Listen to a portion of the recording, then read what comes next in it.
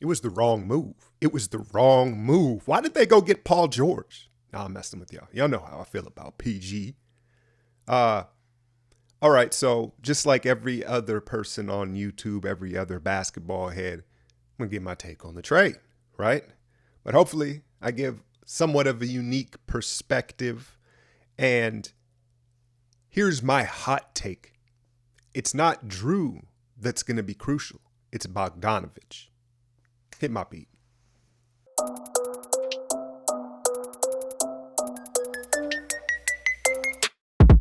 All right, so by now you've already heard, right? Jrue Holiday to the Milwaukee Bucks for Eric Bledsoe, George Hill, 3 first-round picks and some conditional pick swaps.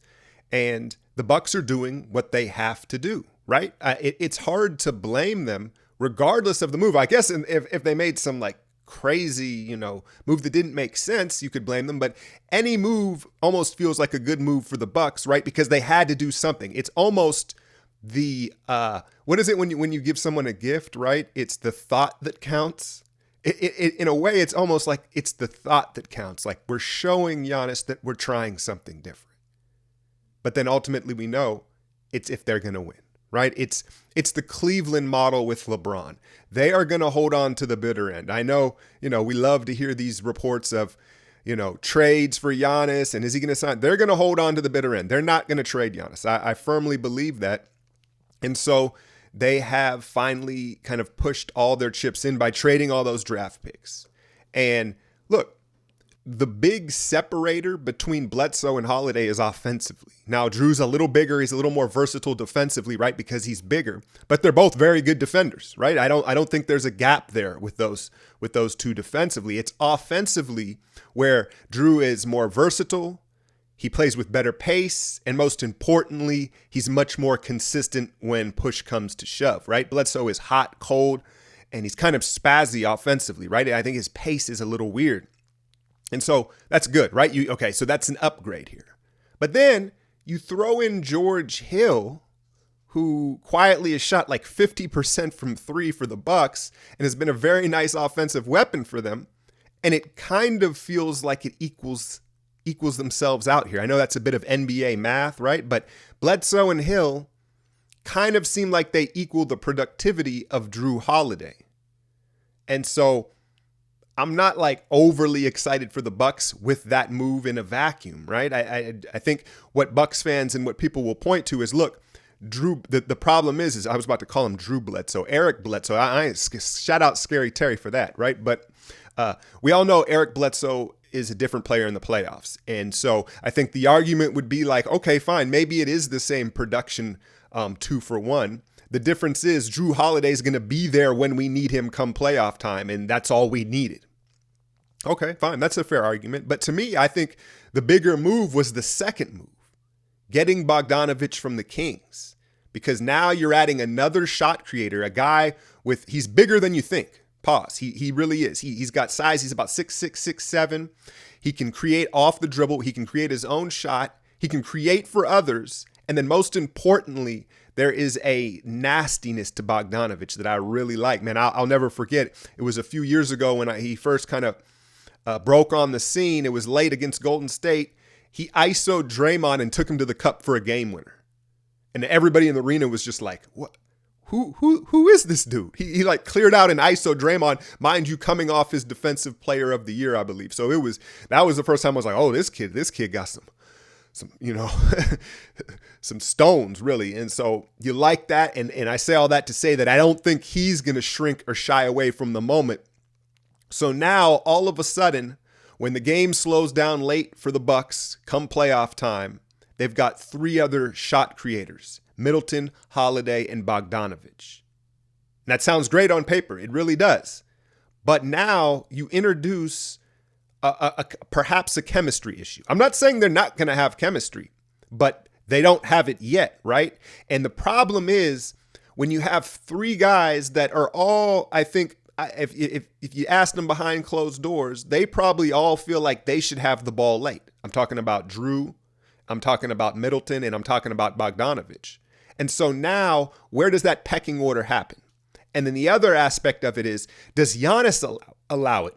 Excuse me, because we've seen so many times late in games where Giannis just forces things and he keeps running into that wall, right? That wall, literally and figuratively, that teams build against him. And he's just like, he just doesn't have a second option, right? He just keeps going into the wall. Is he going to trust one of these guys or many of these guys enough to give the ball up late and let them do their thing? So that's what's intriguing is, yes, all three of those guys are capable of late game heroics and taking over and creating shots late in games when things slows down, when Giannis can't. Will they be allowed to? What will the pecking order be, and what type of chemistry will they develop? And how will Bud set that? He doesn't, he's not a stern coach, right? He's more of a player's coach, so he's probably going to allow them to figure that out. I would imagine, I'm trying to think here, and Bogdanovic is older than you think. He's 28 years old, right? So it's not like he's going to just fall back. He's thirsty and been waiting for his moment behind Hield, right? We'll talk about Sac here in a little bit, but I would imagine Middleton is still second in the pecking order because of seniority with the team, right? And then you go Jrue, and then you go Bogdanovic. But we've seen it before, right? We've seen it before. The chemistry matters way more than people acknowledge. And it's like late, 5 minutes left in the game, Bogdanovic is hot, but Middleton's hoisting up, tough contested pull-ups. So I think that we'll have to see how that plays out. And then most importantly, Jrue Holiday, as good as he is, he's 30 years old, and he hasn't exactly been a pillar of health, right? I mean, I don't have the numbers in front of me, but go back and look at how many games he averages per year. And so that would be a shame if, we'll see. Is he healthy when the time comes? But ultimately, it's on Giannis. Is Giannis going to do the things to allow his teammates to help him? That's how I feel about it. And as far as the actual deal and transaction goes, they send all their draft picks away. The catch is Jrue Holiday can be a free agent next year. And that is in part why New Orleans traded him, right? Because if you look at it from New Orleans' perspective, at best it's a sidestep, right? And it's like, well, why you trade Jrue in the first place if you're going to get back veteran guards anyway? Well, because I think they didn't feel like they could retain him after this season. Does that lead them to believe that the Bucks won't be able to retain him either? Maybe he wants to go back to California. We've seen how these players are dictating where they want to go, and it's become more about location and lifestyle sometimes than winning. And so the Bucks didn't have a choice. They got to go all in with it, but they are at the risk of losing both Jrue Holiday and Giannis at the end of the season if it's championship or bust. But again, their hands are tied. They've got to do something, and so I can't really fault them for that. I think Griffin, the GM for the Pelicans, I think he's banking on it not working, because then all of a sudden, those 3 first-round picks become so much more valuable. Let's say, they strike out in the conference finals and Jrue and Giannis are gone. All of a sudden, you own all their draft capital? That's the move, because when you look at Bledsoe and you look at George Hill, yeah, I just talked about them combining to be as productive as Jrue. Again, it's at best a sidestep for them. It's that draft capital and how it may play out. So both teams taking a risk. As far as the Kings go, look, man, I feel like the Kings, they're just constantly like making moves to make up for mistakes. And then they make another mistake, and it's just like a circle. It's a vicious cycle with the Kings.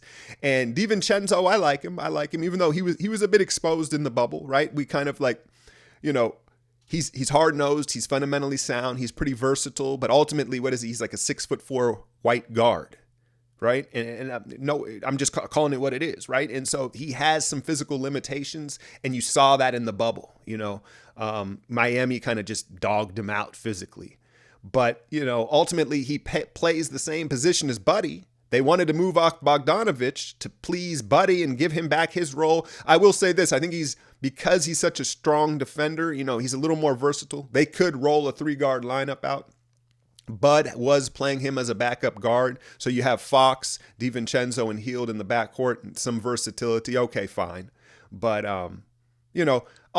I think it's a sidestep for the two teams, Sacramento and New Orleans. if it blows up in Milwaukee, New Orleans is going to make away like gangbusters. That's a big if, right? We're all waiting to see how that pans out. And then as far as the Bucks go, I can't really hate on it because, again, desperate teams do desperate things. And we'll have to wait and see. But yeah, that's my take on it. As far as the other trades that went down, I thought the best move of the night was Portland getting Robert Covington for Trevor Ariza. Yeah, they gave up, the 16th pick or something like that, but that's a nice move, man. And Covington and Ariza, very similar players. The difference is Robert Covington's like 5 years younger. He's a little bit bigger, right? He's a little more versatile, maybe defensively at this point. And so that's a really nice move. You wonder now, does Portland move off of Melo? It adds to, the moves they can make. I thought that was slick. Was there another trade that happened? There was some other stuff, but I don't even think it's worth talking about at this point. We're all waiting for the draft, and obviously the Chris Paul move the other day, but it looks like we may have, these 2020 has been off the chain, right? And so it would be no surprise to have just an off the chain draft where there's crazy trades, crazy movement, and I'm here for it. I'll be live on my Patreon for the lottery tomorrow as that starts, so join me there. And then, of course, the aftermath and all the takes that follow. I'm out, y'all.